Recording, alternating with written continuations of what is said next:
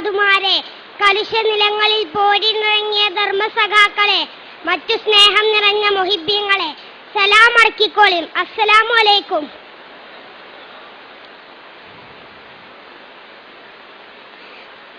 കുറച്ച് ലേറ്റായിട്ടാണെങ്കിലും നമ്മളെ സാഹിത്യോത്സവിന്റെ വേദിയിലാണ് ഞാനും നിങ്ങളും. അല്ല ചങ്ങായിമാരെ, സബ് ജൂനിയർ എന്ന് പറഞ്ഞ 4ാം ക്ലാസ് വരെ അല്ലേ? എന്നാ അതിന്റെ ലാസ്റ്റ് ചാൻസ് ആണ്. ചിന്തിച്ചിട്ടൊരു മന്ദപ്പ്. ഒരീസം സ്കൂളിൽ കളിച്ചാൻ വിട്ടപ്പം ഞാനും എന്റെ ചങ്ങായിമാരും റബ്ബറും തോട്ടത്തിൽ കൂടെ ഇങ്ങനെ നടക്കുകയും അപ്പണ്ട് അവിടെ ഇവിടെ ആയിട്ട് ആൺകുട്ടികളും പെൺകുട്ടികളും യാതൊരു എളുപ്പമില്ല ചൊറച്ചിങ്ങനെ നടക്കണ്. എന്തൊരു കഥ! നമ്മളെ ജാതിക്കാരനെ ഹറാമല്ലേ കൂട്ടരെ? ഇത് കണ്ടപ്പോഴാ ഈ കഥ ഓർമ്മ വന്നത്. ഫളിലുന്റെ ചരിത്രം ഭയങ്കര ഗ്ലാമറേനി മൂപ്പര്. ഇന്നത്തെ സിനിമാ നടന്മാരെ ആനച്ചന്തമല്ല. പിന്നെ മുത്തുനബി ചൊർക്കിൽ സർട്ടിഫിക്കറ്റ് കൊടുത്ത ആളാണ്, ചില്ലറക്കാരനല്ല. അതുകൊണ്ട് തന്നെ സ്വഹാബി കുടുങ്ങി. എവിടേക്കിറങ്ങിയാലും മൂപ്പരെ ഒളിഞ്ഞു നോക്കാൻ നല്ല ചൊറുക്കുള്ള പെൺകുട്ടികള്. മൂപ്പർക്കാണെങ്കിൽ ദുന്യാവില് യാതൊരു കമ്പമല്ല. മദീനത്ത് വലിയൊരു സമ്പന്നന്റെ മോളുണ്ടേനി, ജാരിയാന്നാ തോന്നുന്ന പേര്. പെരും ചൊർക്കേനി. ലോഡ് കണക്കിന് മഹറേറ്റ് കൊറേ സുന്ദരന്മാർ ഓളെ കെട്ടാൻ വന്നിക്കണേ. ഓൾക്കാർക്കും മോളെ കിട്ടിയിട്ടില്ല. കാരണം എന്താ അറിയോ? ഓളെ മാനസകൊട്ടാരത്തിലൊരാളുണ്ട്. അല്ല, ആരാപ്പത്? നമ്മളെ കഥാനായകൻ ഫളിലുണ്ടല്ലോ.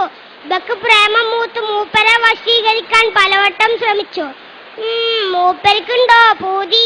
സുബൈക്ക് പള്ളിക്കൊക്കെ പോകുമ്പോ പോലും സ്വൈര്യം കൊടുക്കൂല. അങ്ങനെ ഇരിക്കുമ്പോഴാണ് ഹജ്ജ് സീസൺ എത്തുന്നത്.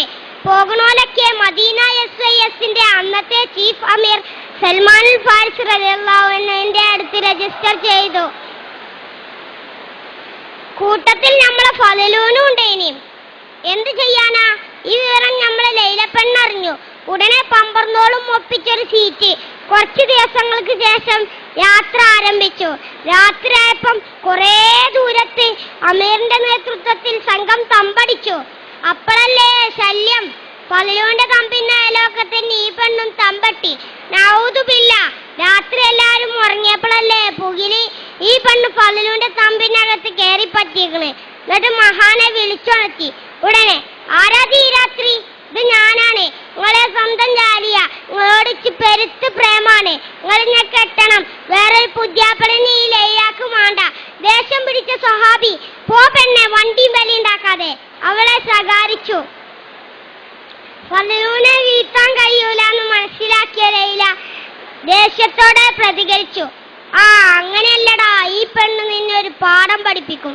പിറ്റേന്ന് നേരം വെളുത്തപ്പോ റെയ്ഡാ അമീറിന്റെ നേതൃത്വത്തിൽ. അല്ലാ, എന്താ അറിയോ? ലൈലാന്റെ വജ്രമാല കളവ് പോയിക്കണല്ലോ. സംഘങ്ങളെ റെയ്ഡ് ചെയ്ത് ഇപ്പം എത്തിയിരിക്കുന്നത് ഫളിലുന്റെ തമ്പിൽ സൽമാൻ റളിയല്ലാഹു അൻഹു പറഞ്ഞു, നിങ്ങളെ ഞമ്മക്ക് സംശയമില്ല, എന്നാലും റെയ്ഡ് ചെയ്യണല്ലോ. നിങ്ങൾക്ക് കേൾക്കണോ കൂട്ടരെ? മാല കിട്ടി, മൂപ്പരെ പെട്ടീന്ന്. സുബ്ഹാനല്ലാഹ്, ആകെ കോലാഹലം. കൊറേ ആൾക്കാർ മൂപ്പരെ കുറ്റം പറഞ്ഞു. കൊറേ ആൾക്കാർക്ക് വിശ്വസിച്ചാനും കഴിഞ്ഞില്ല. പടച്ചോനെ, അന്നന്തിക്ക് ലൈലാന്റെ തമ്പുന്ന ഒരച്ചും പൊളിയും. ഓടി വരണേ, ഇവനെന്നെ അപമാനിക്കുന്നേ. എല്ലാരും പാടെ തുണിന്റെ കോന്തലയും പിടിച്ച് ചാടി വണ്ടി ചെന്നോക്കുമ്പോട്ട് സുബ്ഹാനല്ലാഹ്, ലൈല അല്പവസ്ത്രയായി നിൽക്കുന്നു.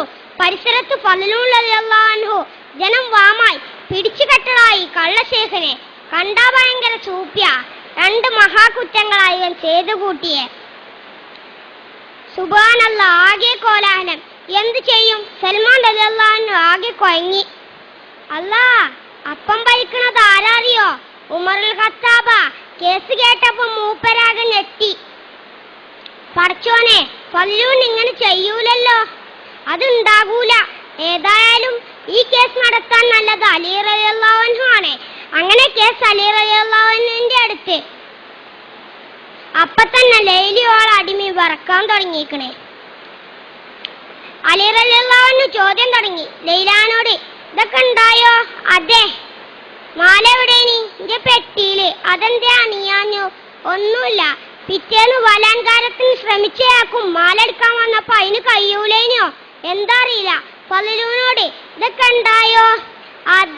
അതെ, ഞാനൊരു തെറ്റും ചെയ്തിട്ടില്ല. പിന്നെ എങ്ങനെ നിങ്ങൾ ലൈലയുടെ തമ്പിൽ? അല്ലാഹു ആലം. എന്ത് ചെയ്യും റബ്ബ് എങ്ങനെയായാലേ. ഉടനെ അലി റളിയല്ലാഹു അൻഹു ലൈലാന്റെ അടിമനെ വിളിച്ചു. ഇവനാണെങ്കിൽ കിടുകിടാ വിറക്കുണ്ട് ട്ടോ.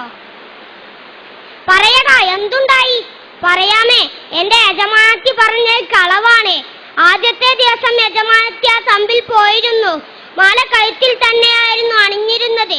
രണ്ടാമത്തെ ദിവസം ഫലൂനെ ഒരു പൊടി തന്നു അതുകൊണ്ട് മയക്കിക്കൊണ്ടുവരാൻ യജമാനത്തി എന്നോട് പറഞ്ഞു. ഞാനങ്ങനെ ചെയ്തു. ശേഷം എന്തോ മണപ്പിച്ചു.